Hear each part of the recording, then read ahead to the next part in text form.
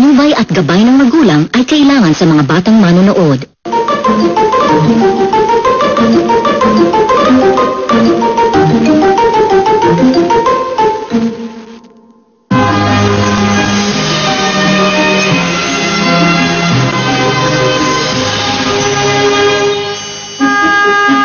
Ang masarap na pagkain, hindi mawawala sa alaala mo. Parang first love, it never dies. Romantic po pala kayo, ate. Mas masarap kapag tradisyonal ang pagkakagawa. Pero, Kung ayaw mo, ako na lang kakain. Dala kong kausap. Ay, ako si Karen. Francisco Castro, dito na lang po. Uy! Huwag ka kasi magmamadali. Madadali ka talaga. Dali na. Ikaw ang nakaka-assign kay Princess bilang aid niya, hindi lang para sa security niya. Kung may pagkakataon nga lang ako maging full-time na ina dun sa bata, gagawin ko. At napakabigat sa loob ko na hindi ko nagagampanan yun. Narinig ko kasi na magtatanggalan ng tao dito sa palasyo. Kilala mo naman yung alaga mo. Kapag nakapag-desisyon na siya sa anumang bagay, ikaw man o ako, hindi natin siya mapipigilan. Ay, bakit mo yun? Tita, sige na. ba't kayo umiiyak, ha? Di ba matagal na ako sumali sa mami niyo? Tagal na hinintay na makasama kayo kaya ba't happy?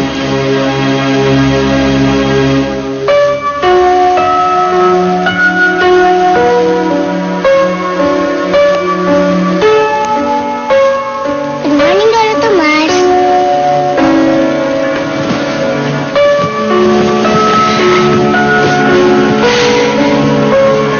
Oh, Miss. Ay, Miss Joey. Good morning, Princess. Good morning din po. Pasensya na kahapon na. Hindi kita natulungan. Tsaka alam ko, medyo mainit yung ulo ko. Medyo may pinagdadaanan kasi ako eh. Sorry ha. Ayos lang po yun. Ang sabi nga po ni Lolo, kapag may pinagdadaanan, daan lang po. Huwag magpapark. Tsaka kung ano man po ang pinagdadaanan nyo, ipagpipray ko po kayo kay Papa Jesus. Malakas po ako sa kanya eh. Talaga? Sige, ilakad mo ako ha. Sure na sure po yan, Boss Joey. Yan naman ang gusto ko sa'yo eh. Ano? Gusto mo na mag-breakfast? Pa, Sige, hilamos ka muna. Tapos sasabihan ko si Nanay Luz para makahanda na yung breakfast mo paglabas mo, okay? Okay.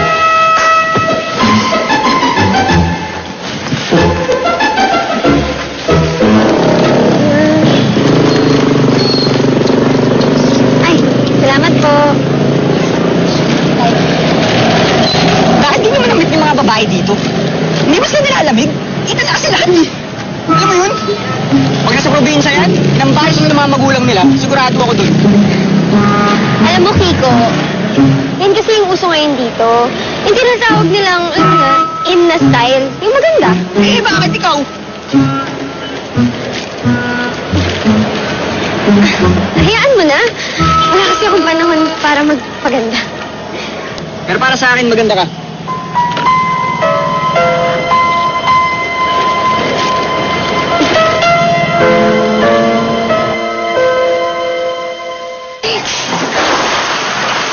Ano?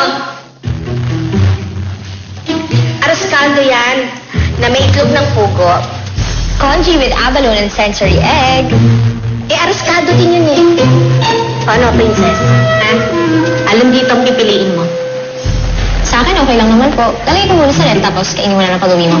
Ay, hindi. Sayang. Mamili ka. Ito o yun?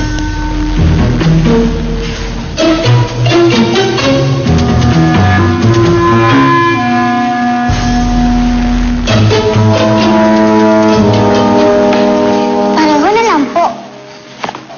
Malakas naman ako kumain eh.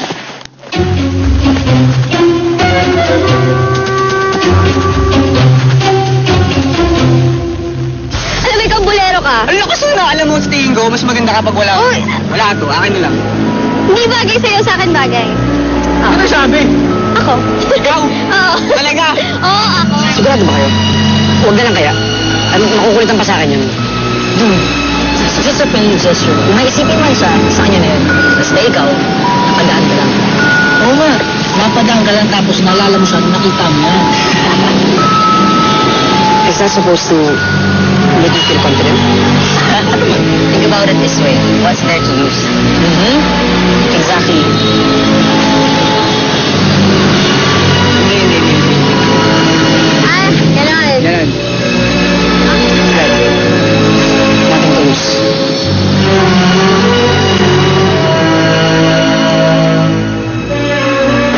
Mabait na bata po ang anak ko, ma'am. Katunayan po, nagpunta po siya sa Thailand para po sa amin. Wala na po kasi ang itay niya. Yung kapatid niya may sakit din po. Siya lang po ang maaasahan namin. Sa tingin niyo ba may posibilidad na totoo yung akusasyon sa kanya? Magagawa po ba niya yun sa bata? Hindi po. Hindi magagawa ni Gina yun. Madalas po kaming mag-usap. Mahal na mahal niya ang alaga niya. Katunayan po, kahit anong lungkot sa trabaho niya, hindi niya po maiwan ang alaga niya dahil parang anak na po ang turing nito sa kanya. Kaya nga po, sakit-sakit. Siya ang nadiin ng ganito. Kumalan lang po nila. Ma'am, inisente po ang anak ko. Ang bata-bata pa po ni Gina. Parang awa niyo na po. Tulungan niyo po ako. Kaya para po sa inyo. Gagawin ko po lahat ang makakaya ko na. Salamat, ma'am. Ang laki po ng tuwa ko nang ipinatawag niyo po ako. Masama mang sabihin, sunod sa Diyos. Ay kayo lang ang pag-asa namin. Binibigay ko na po ang buhay at kalikasan ng anak ko po sa inyo, ma'am.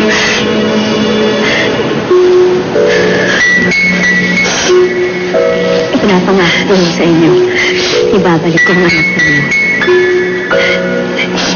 Salamat po, ma'am. Salamat po, ma'am. Hindi po.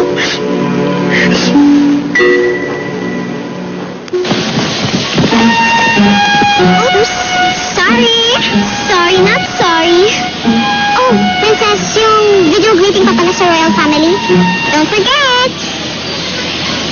Sabi, sobrang busy daw ng prinsipe at saka prinsesa eh. Hindi na sila makakapunta ng palasyo. Paano to? It's not our problem anymore. Nangako ka. That's right. And if you want out, principal's right over there.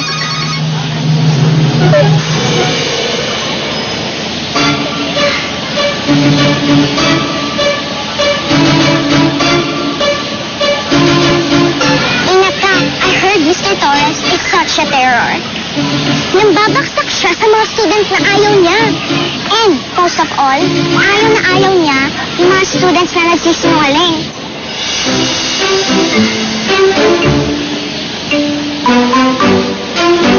Good luck, Princess!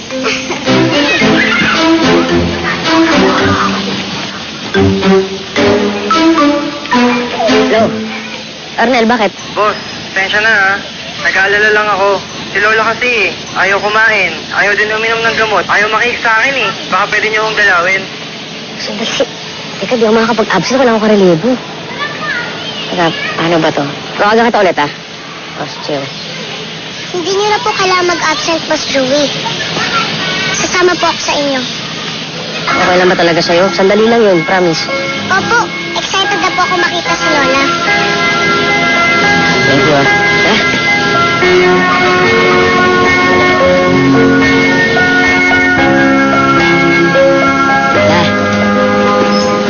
Lola, siya po si Princess. Siya po yung anak ng Pangulo. Nakita niyo na po siya ng family day pero hindi ko kayo naipakilala. Hello po, Lola. Ano po ako, ha? Nice to meet you po. Alam niyo po, lagi po kayong kinukwento sa akin ni Boss Joey. Kamusta na po kayo? Siya ba yung binabantayan mo kaya napabayaan mo yung mga pamangkin mo? Lola, wala namang kanalaman si Princess dito eh. Tsaka nakiusap ako kay ate. Pero ayaw niyang pumayag na hindi dala yung mga bata. Kaya hinayaan mong mawala. Lola, hindi po nawala yung mga bata. Okay? Makikita po natin sila. Ito pa magdalawang pagkain. Pagalitin niyo po, kumain na kayo para makainom kayo ng gamot. Hindi ko nagugutom. Tsaka hindi pa kaya ng tiyan pang karne. Ay, ito po Lolo, aras kaldo po. Madami pa po ito. Hindi ko po kasi nakain kanina kasi dalawa po yung baon ko. Ito po. Ayoko niyan. Sige na po Lola, tikman niyo na po. Masarap po ito. Kulat ng batang to. Sabi ko ayaw ko eh.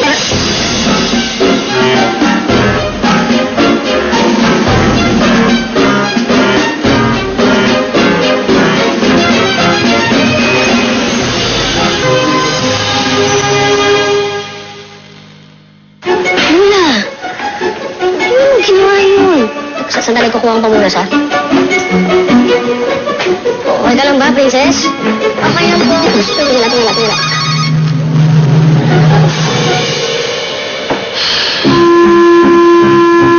Tira ka. Ito na lang kainin mo. Ano po Lola? Ito bang aras kaldo talaga gusto mo? Palitan natin, pagluluto kita ng bago. Hindi na po Lola. Hindi po kasi basta aros kaldo yan eh. Luto po kasi ni Nanay Luz, kaya special po yan. Sabi po kasi niya sa akin na may halo daw pong pagmamahal yan, kaya walang makakapalit.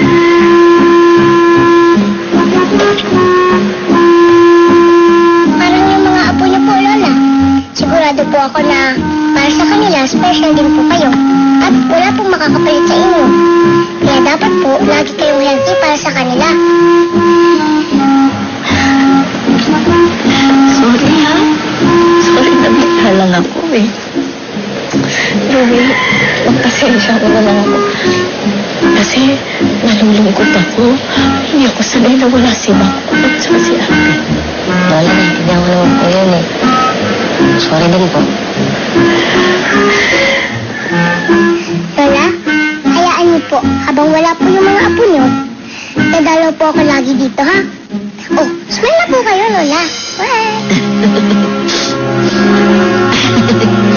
Dahil wala po sila, ako muna po ang magbibigay sa inyo ng happy heart!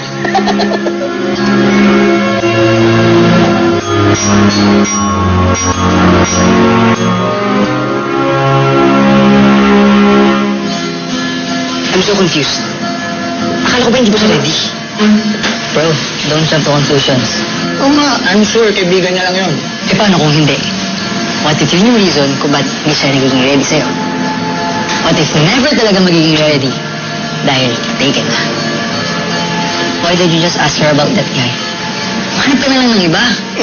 Di ba? Bakit ka pa hanap ng iba kung yun yung gusto mo? Nasa harap mo. Bro, you'll never know what you really want till you explore other options, di ba? Tama yan. Di ba? Sir, ewan? Ulo ka na ewan. Kainin natin to. Go! Ano ba? Sarap mo na. Kain mo lang yan. Ano, pabira ka naman.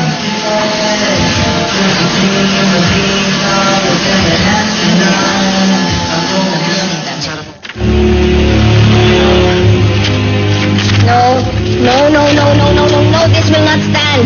Kailangan magpresenta tayo ng matibay na rason sa Prime Minister ng Thailand para makuha natin si Gina Roque.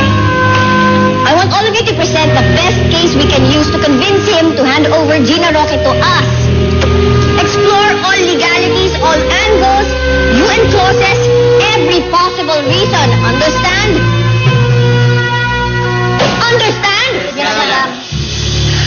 Portia, kape ko. Di ba naghanda si Nanay Luz? Wala pong dinala eh. Tawagin ko po. No. I'll get a coffee myself. And I suggest all of you to have coffee too. Dahil walang matutulog sa atin hanggat hindi tayo nakakahanap ng solusyon. Everyone take 5 minutes.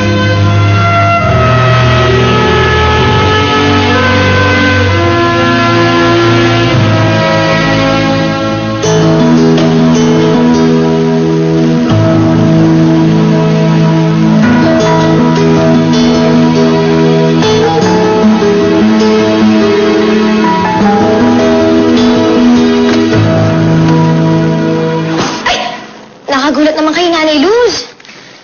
Ate Luz na lang. Mga close ko lang tumatawag sa akin ng nanay. Sorry po. Ate Luz, galit po ba kayo sa akin? Hindi. Hindi ako galit. Pansin ko po kasi parang init mo ng dugo sa akin. Tatapatin kita. Ayoko magalit sa'yo. Kaso nalalagay ko sa alanganin simula nung dumating ka.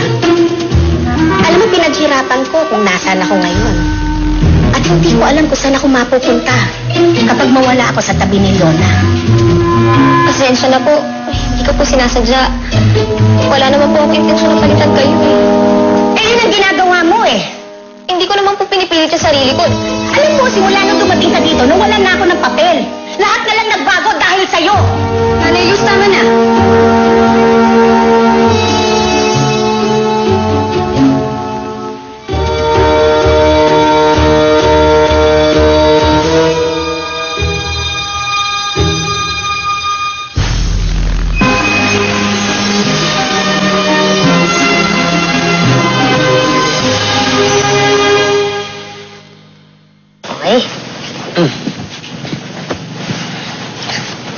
Boss Joey, asan po si Ate Leona?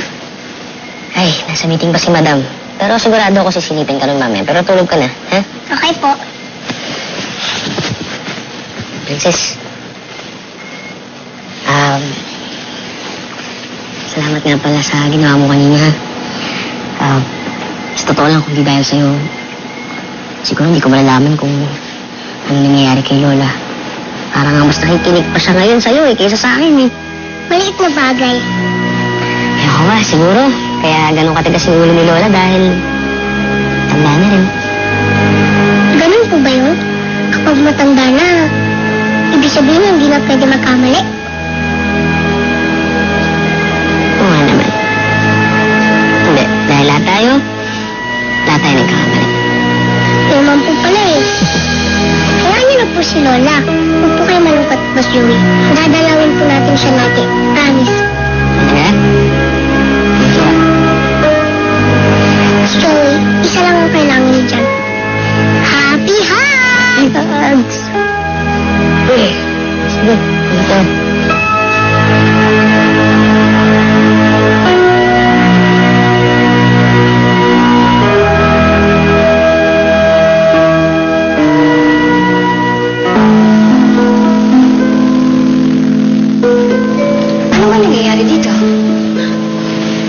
Nag-uusap lang kami.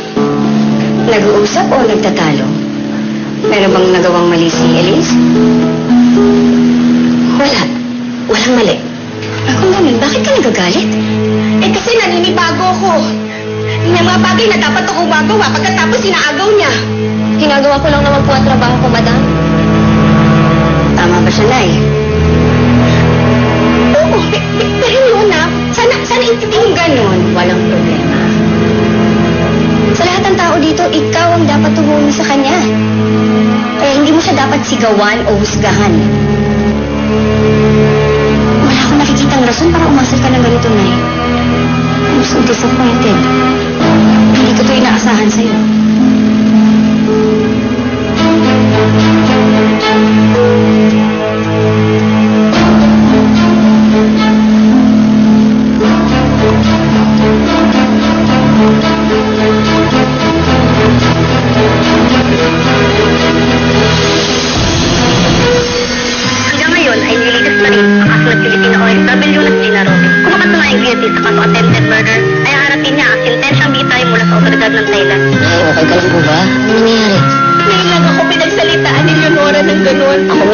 Pinag-background check sa case ni Elise. Akala mo mabait yung tao. Kakampi mo na siya, ganoon. Paano kung umalis ka tapos tumating? I'll never know then. But it beats waiting for something unsure. Princess? Iisip ko pa rin yung video. Bitado pa ako yung tero ng present pala. Paano yung gagawin natin yan? Ang susunod na programa ay rated PG. Patnubay at gabay ng magulang